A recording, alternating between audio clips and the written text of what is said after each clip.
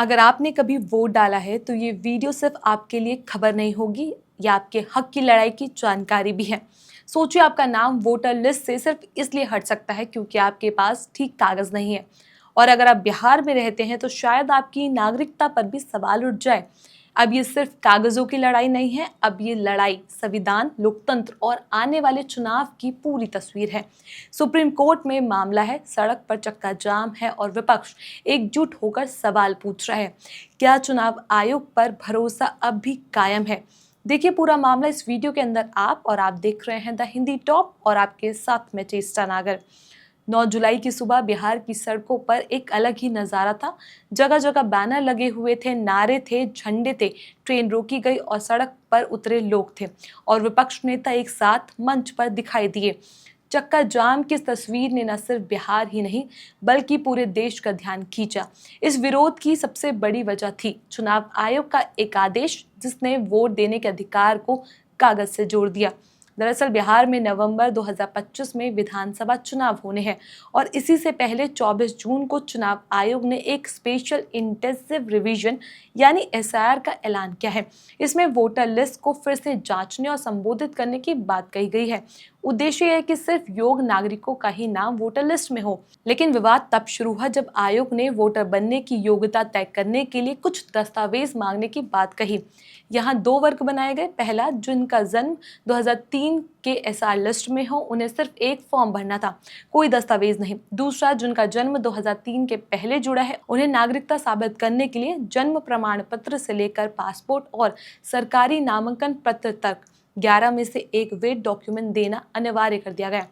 ये निर्णय खास तौर पर गरीब, प्रवासी मजदूर और कोर पर खड़े तबके के खिलाफ दिखने लगे। आरजेडी, कांग्रेस और टीएमसी सभी एकजुट होकर विरोध में उतर आए।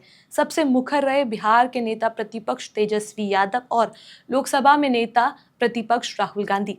तेजस्वी यादव ने चुनाव आयोग की नीति पर भी सवाल उठाए। उन्होंने पूछा, क्या सोशल मीडिया पोस्ट ही संवैधानिक संस्था की नीति बन गई है?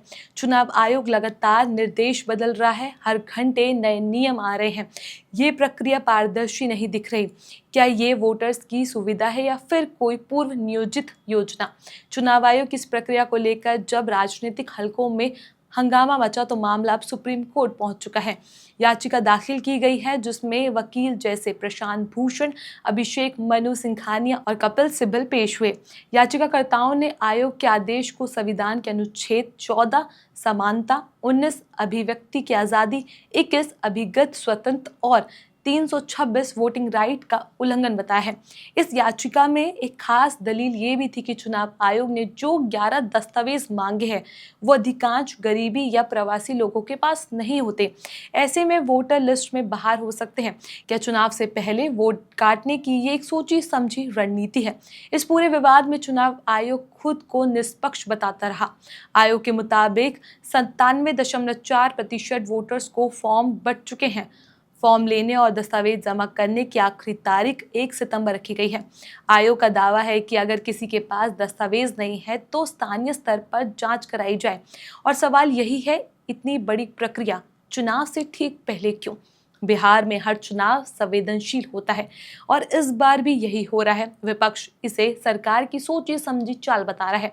तेजस्वी यादव कहते हैं, पहले वोट छीना जाए, फिर राशन, पेंशन और आरक्षण भी छीना जाए। ये लोकतंत्र की हत्या है। इसी मुद्दे को लेकर सुप्रीम कोर्ट 10 जुलाई को सुनवाई कर रहा है। विपक्ष चाहता है कि आयोग का ये आदेश रद्द हो और वोटिंग के अधिकार से ही किसी को वंचित न किया जाए। दरअसल ये पूरा मुद्दा एक बुनियादी सवाल उठाता है, क्या भारत जैसे लोकतंत्र में अब वोट देना भी कागजों की दौड़ बन चुका है? तो वहीं वोट सिर्फ एक अधिकार नहीं है, लोकतंत्र की सबसे बड़ी ताकत है। और जब उसी वोट के लिए नागरिकता साबित करनी पड़े तो सवाल उठना लाजमी है। बिहार की गलियों से लेकर सुप्रीम कोर्ट तक जो लड़ाई चल रही है वो सिर्फ वोट बचाने की नहीं, भरोसे की भी है। अब देखना है कि अदालत क्या फैसला सुनाती है और क्या चुनाव आयोग इस प्रक्रिया को पारदर्शी बना पाते हैं। हम आप तक हर अपडेट पहुंचाते रहेंगे। देखते रहें द हिंदी टॉप। इस मुद्दे पर आपकी क्या है राय, हमें कमेंट सेक्शन में ज़रूर बताइएगा। इस खबर में बस इतना ही। ऐसी और भी वीडियोस के लिए आप हमारे चैनल द हिंदी टॉप को सब्सक्राइब कर सकते हैं। साथ ही बेल आइकन दबाना ना भूलें। इसके अलावा आप हमें एक्स, फेसबुक और इंस्टाग्राम पर भी फॉलो कर लें। नमस्कार।